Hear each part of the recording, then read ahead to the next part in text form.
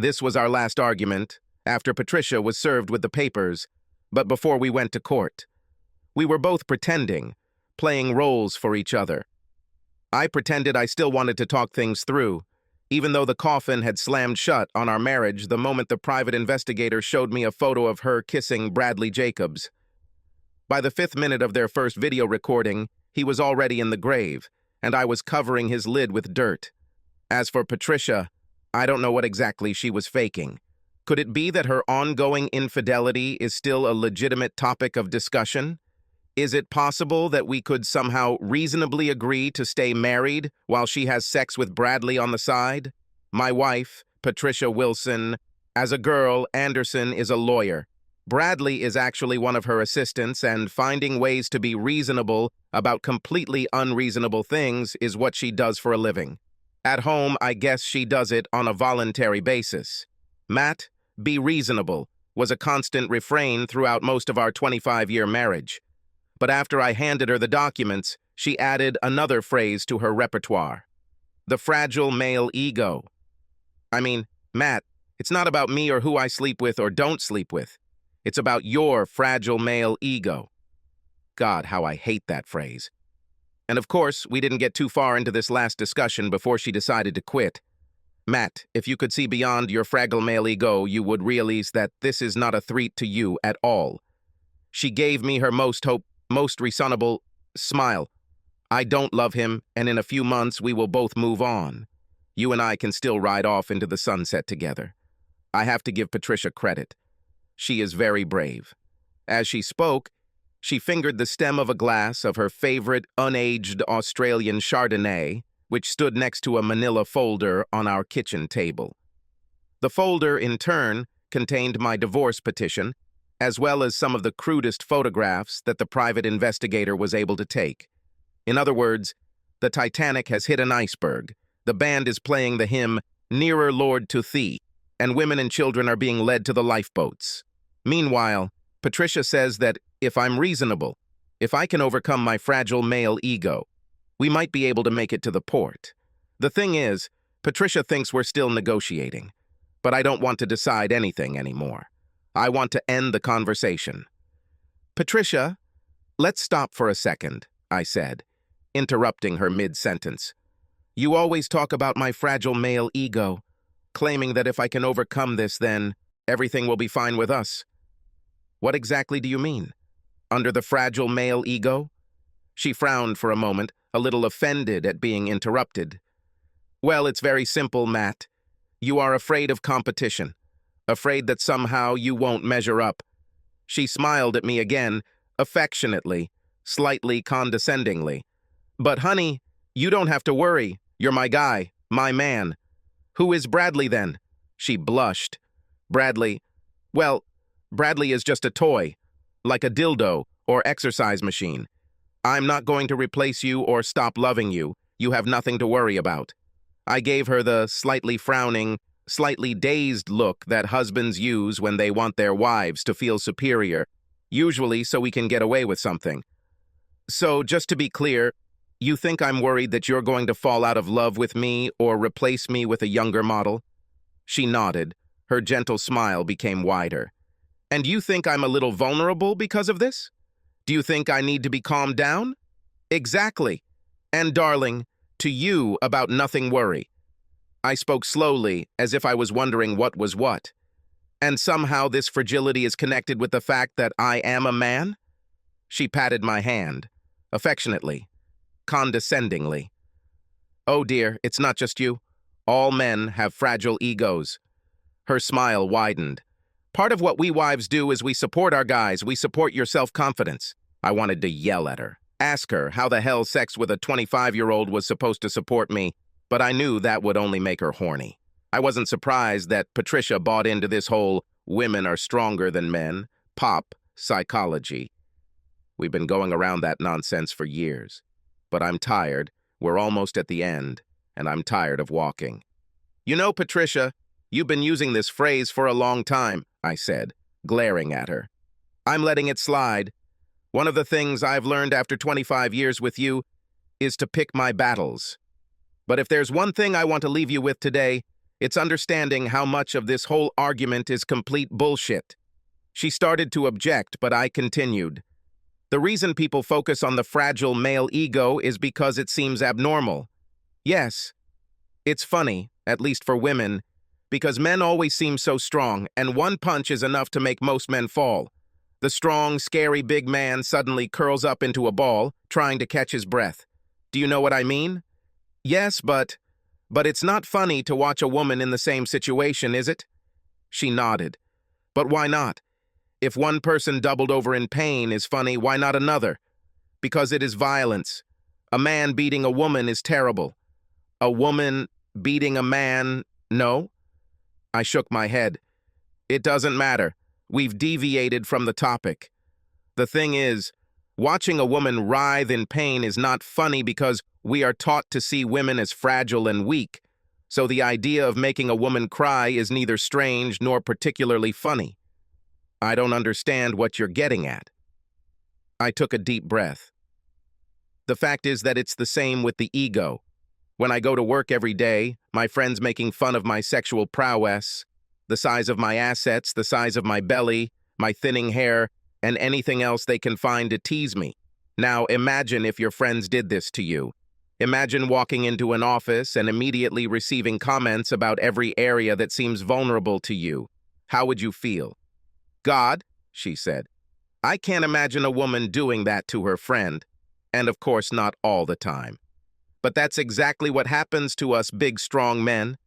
We shrug, reply with our comment, and go about our business. Now I was patting her hand, affectionately, condescendingly. I wonder if she noticed. In fact, the only area where I allow myself to feel fragile and vulnerable is in this house. This is where I take off my armor, show off my soft pink underbelly, and trust that you won't take advantage of it. What you see as my fragile male ego is me relaxing in the only place in the world where I feel like I can be fragile. Do you understand me? Patricia smiled and nodded. I saw her getting ready for another attack. But that's the point, Matt. You're safe here. You can be vulnerable. I'm not going to leave or give up what we have because of an affair. I took off my glasses and rubbed the bridge of my nose. You still don't understand, Patricia. I believed you when you said that I was the best lover in the world, although I knew that objectively it was not true. Hell, in the last 25 years, I've only had one mistress. Not that much experience. I chuckled. I believed you when you said that I was enough for you, that I was perfect for you, that my body still turned you on. I took you at your word, even when I knew you were just strengthening my ego. With you, I chose to be fragile because I knew I could trust you. And I'm so glad that you betrayed it, I shouted, slamming my hand on the table. Her eyes widened, and she fell silent. I took a deep breath and tried to find my calm voice again. About 6 months ago, I began to notice that you were not so careful about my fragility. I noticed how you expressed yourself when I took off my shirt, how you closed your eyes when we had sex. I caught snarky comments about going to the gym or giving up beer. She looked up at me, shocked, and I continued. I noticed that you stopped talking about your day or asking about mine. I noticed that you are not near me. Even before you started having sex with Bradley, I knew you were no longer safe for me. You weren't going to protect my vulnerability. Matt, She paused. Has the lawyer run out of words? I looked into her eyes, firmly. They sparkled, and I'm sure mine did too. I tried to fight it, Patricia. He invited you to dinner more often, commented on your clothes, tried to plan more vacations, more time just for us, tried to let you know that you're special to me, dressed better, started going to the gym, hoping you would remember how special I was to you. I looked down at my hands. Not now. I can't let her see the tears. I can't be vulnerable. Enough. It didn't work. You found reasons to cancel dinners, reasons why we couldn't go on vacation. While complimenting your clothes, I saw that you were worried that I had noticed that you were dressing for him. And after sending flowers to your office, I never received a response. I looked up at her. Later, when you started picking fights to avoid sex with me, I realized that I had failed. You've forgotten that I'm special, and you're well on your way to not being special to me anymore. I never quarreled to refuse sex. I groaned. Seriously? And that's all she got out of it? Patricia, can you just be honest? At least with yourself, if not with me. You pushed me away for 6 months. She looked up at me for a second, but then lowered them back to her hands. Charming hands. I shrugged. Be that as it may, yes, my ego was fragile then. I spent a lot of time in the office with the door closed, mourning our relationship. I tried to put on a strong face while at work so that you wouldn't see how deeply you hurt me. I started looking for reasons to leave home so as not to spend time with someone who could hurt me, and who now so clearly wants to do this. She looked shocked. I smiled slightly and patted her hand again. But you'll be glad to know that my fragile ego has healed. I found something else to do. Other people who made me feel special. She raised her head, a question in her eyes. I chuckled. No, I didn't cheat on you, but I've noticed that some of the women at the gym don't look like they're too turned off by my body these days. Anyway, by the time I had the evidence and talked to the lawyer, you wouldn't even know that my fragile male ego was ever bruised. Are we done? That's what I thought. After all, I said what I had to say and thought that maybe she had finally heard me. Maybe now we can move on. But no, I was married to a lawyer, and there is no such thing as a lost case. But Matt, there was no need for that, she screamed. Yes, I admit that lately I have been absent-minded, but I never stopped loving you. In my world, you always came first. I'm sorry that I didn't see how fragile you were, how much I hurt you. Patricia continued to talk, continued to weave beautiful pictures from her words, but I did not hear her. There's that word again. Fragile. She still didn't understand, and I realized that she probably never would. I no longer tried to do it in a good way. Patricia, stop it! I barked. I think she could hear the anger in my voice, even though I tried to hide it. I took a long, slow breath, released the air. You still don't understand, right? Still think it's all about my fragility, my fragile male ego, don't you? Darling, there is nothing shameful in this. All men, all people, Patricia, we all have fragile egos, and we trust those we care about to protect it. Well, yes, of course, but men are especially fragile. Well, that is, I'm going to tell you a little secret. I leaned towards her as if I wanted to trust her. I tried my best to fight off the sarcasm, but she didn't make it easy for me. Patricia, I spent the better part of the last 25 years trying to find a way to be honest with you without hurting your ego.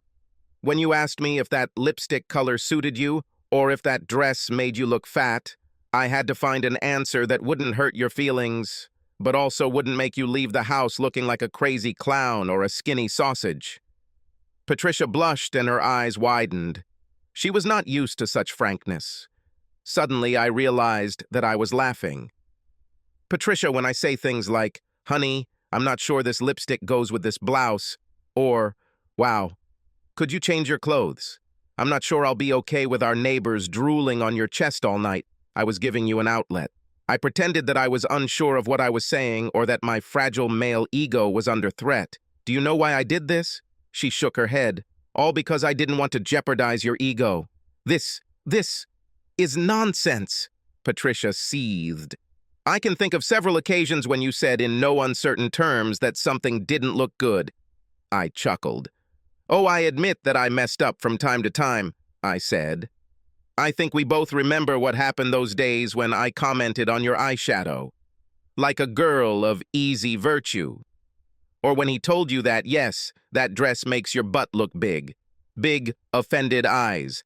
A cold thank you for your honesty, and a week or two of freezing temperatures in the bedroom. I quickly learned that honesty is definitely overrated when it comes to telling your wife what you think. So you've been lying to me for 25 years? Patricia looked like she was ready to explode. It's time to end this. Let's just say I was giving you a selective and carefully edited version of the truth. He said that you are the most beautiful woman in the world, that your trips to the gym took 10 years off your age, That your ass is no match for Venus de Milo, giving you extravagant compliments that, like your compliments to me, were meant to show you how I see you, and, in the process, strengthen your fragile ego. My ego is not fragile. Patricia, you have a fat ass. She looked at me as if I had just punched her in the chest. What? I smiled at her. You have stretch marks. Your breasts are sagging. The roots of your hair turn gray and your teeth turn yellow. Those expensive creams that you buy do not hide the wrinkles on your face or your double chin. Darling, it's time to think about how to grow old gracefully because you can't fight it anymore. She gasped, her eyes widening. A few hits and everything is right on target. Jesus Christ, Matt. Patricia, remember the feeling that you are experiencing now? Think about it. Now imagine that I told you that I was having sex with some pretty young thing in the office, with someone 10 to 20 years younger than you, with a firm ass and ample breasts. She tries all her tricks on me because our relationship is still in its infancy, and she is just starting her game. Imagine that I come to your house from her a couple of times a week. How's your ego doing? Feeling a little fragile? Patricia turned slightly gray. Yes, she stammered. That's what you couldn't understand, Patricia. I'm not blind. You are not the most beautiful woman in the world. Hell, I could probably walk out the front door and find half a dozen women in our area who are objectively more attractive than you. I looked at her again, but her face was still long. I saw tears on her cheeks. You are not the most beautiful, not the smartest, and not the most fun, but to me, that's exactly what you were. You were the most beautiful, the most cheerful, the very best. Seeing all your flaws, I also saw the life we lived together. Your breasts are sagging because you fed them to our children. You have a fat ass because you carried them in your body. You have laugh lines because we laughed together. I looked at the road map of your body and saw the miles we had traveled together. I treasured each of those miles and the marks they left. She looked up, and it was like the last scene in a boxing movie, the one that happens right before the final knockout. She sobbed. And now? What do you see now? God. I thought, it suggests itself. It would be so easy. Part of me, about biggest part of me, wanted to deliver the knockout blow, the one that would leave her so destroyed that she would spend the next few years rushing from bed to bed, trying to prove that she still had it. And here she is, chin jutting out, waiting for the ceiling to collapse. But that's the whole point. It's no longer a matter of delivering a knockout blow. In fact, it's not even about Patricia. She looked in the mirror, saw that time was passing, and decided that she could find the fountain of youth in the young man. And then, when she was found out, she tried to resist, challenging and using tricky words. I think it is clear to both of us that she is weak and small. And now she will remain alone. For me, I cried my tears in the car, outside my office, in a park a mile from my house. I spent months hiding my pain from my wife while I struggled and then mourned the death of my marriage. Now I need to plan the rest of my life. The first step was to ask myself who I want to see in the mirror every morning. The guy who took the cheap shot? A guy who won some pointless competition with a weak woman? Bully? No. I wanted to see the same person I see now, a merciful person. Have a good one. An honest man. I took another deep breath and covered Patricia's hand with mine again. What do I see now? Now I see the woman with whom I spent the best years of my life. I see the one I trusted with my fragility as long as I could. I squeezed her hand. I see someone I'll really miss. She stood up, plastering a smile on her face. It was crooked, and it didn't help to cope with the tears. It doesn't have to be like that, she said. We can find our way back. No, we can't. I sighed. You're right about one thing, Patricia. I'm not fragile, but my trust was fragile. I'll never be able to take off my armor again. I'll never be able to let you in. Maybe we could live together. We could sleep in the same bed, go on vacation, and create some memories. But the thing is, I will always have my eye on you, wondering if you appreciate my body. Are you comparing me to someone else in bed? wondering if you stay with me because you love me or just out of habit. I'm not going to live like this, Patricia. I think I have another 30 or 40 years, and I don't want to spend them with someone I don't trust, pretending to feel safe and secure when I really don't. I don't deserve this. And honestly, if you really love me, you won't ask me to go through this. For all her legal skills, Patricia is quite transparent, at least to me. I could see in her eyes that she was considering counter-arguments, testing them, seeing which ones might work, and then I saw, when she realized that it was really over, it was as if the light had gone out in her eyes. Once Patricia decided not to fight, the divorce went quickly. As usual, we traded jewelry for tools, and a TV, furniture for my partially restored Mustang. In the end, they sold the house, divided everything in half, and saved a lot of money on lawyers. The most important thing about divorce is that even when it is over, it is not over. I still see Patricia often, at our children's birthdays, anniversaries, Christmases. Sometimes she brings a gentleman with her, and there is usually a woman on my arm. It's been the same woman for the last year or so, and I can see from the look in Patricia's eyes that she understands what this means. I try not to gloat, but sometimes my ego, well, it can be a little fragile.